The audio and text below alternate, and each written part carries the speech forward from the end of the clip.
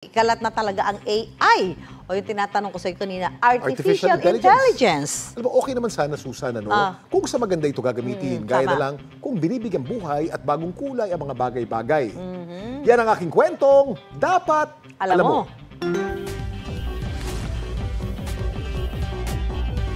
Sa pag-usbong ng digital era, lahat posibleng maging instant.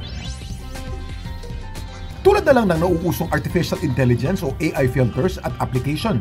Mula pagpapabata o pagpapatanda ng mga litrato, maging ang damit at lugar sa larawan, kaya na rin mabago.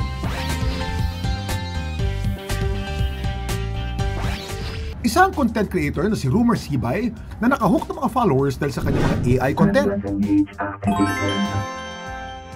Mahilig ako mag-edit ng mga pictures, tapos tinatry ko din yung mga apps. Then nagtitrending yung AI, doon ko siya, na-try ko siyang gawin.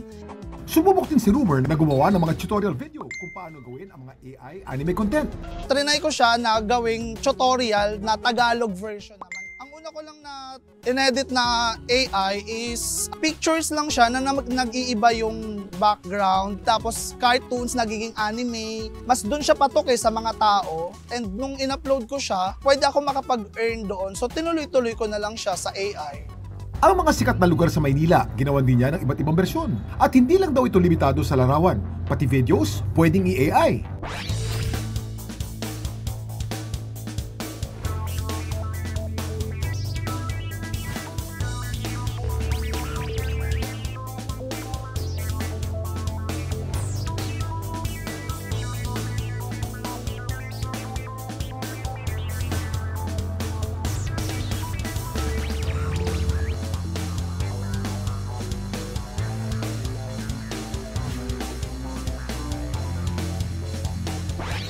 Nakikitrend man si Rumor, pero nililimitahan daw niya ang paggamit ng AI sa mukha ng tao.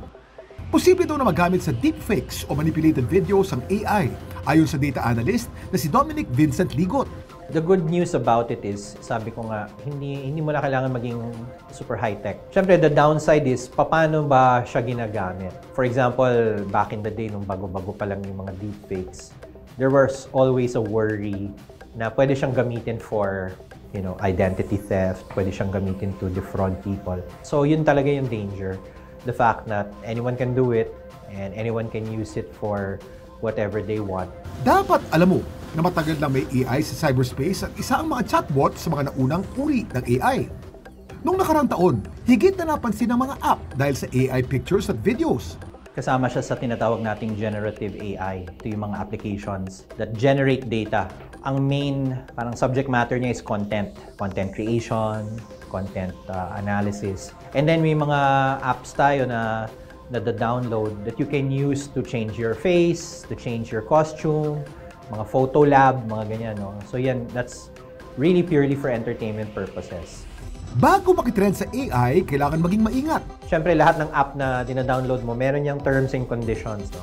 May fine print na dapat binabasa natin. Like in the case of some of these apps, you're literally giving permission to the app developer to own yung photos mo or content mo. We have to be careful about misusing the applications. Huwag nyo nang itry yung may premium kasi talagang parang lahat ng data mo, binigay mo na rin eh. Think before you click talaga. Hindi lahat ng uso sinusunod, maging mapanuri sa mga application na susubukan online dahil nakasalalay dito ang seguridad ng inyong pagkakakilanlan. I agree, Kuya Kim. Oo, yung pagbibigay ng mga data, personal information sa mga ganyang mga app, medyo may mga risk yan. Kaya hindi tayo talaga subok ng subok, di ba? Kahit pag gusto natin maging updated tayo. Balik na ba tayo din sa AI, Susan? Sa AI, yung talagang nakakatakot dyan, yung tinatawag natin mga deepfake. Yeah. Kasi nauso na yung mga fake na dati. Kunyari, gagawin ka ng XXX na video. Ilalagay mo mukha mo. Dati-rati, halata daw yan. Ngunit ngayon, with AI, there is no way na malaman na hindi ikaw yun. It can be used sa blackmail, sa politika, at sa kung ano-anong bagay. Oo. Maganda sana. Yan ang delikado dyan. Maganda sana yung umuusad yung ating ganyan, di ba? Nagiging develop yung ating mga technology, ganyan-ganyan. Pero pag nagagamit sa masama, yun ang nakakatakot. Tama. Kumbaga, neutral yan. You can use it for good, you can use it for bad. Yes. Ang nakakatakot lamang, ang bilis ng usad ng teknolohiya, kinakailangan humabol ka. Humabol humabol, may iwanan ka. Pag ikaw ay Jurassic, maiiwan ka na talaga. Oo. Pag Jurassic ka, Ay, naku. iwan na iwan ka Oo, talaga sa bilis ng pag-usad ng mga teknolohiya. Eto naman, susunod na balita naman. Ito po.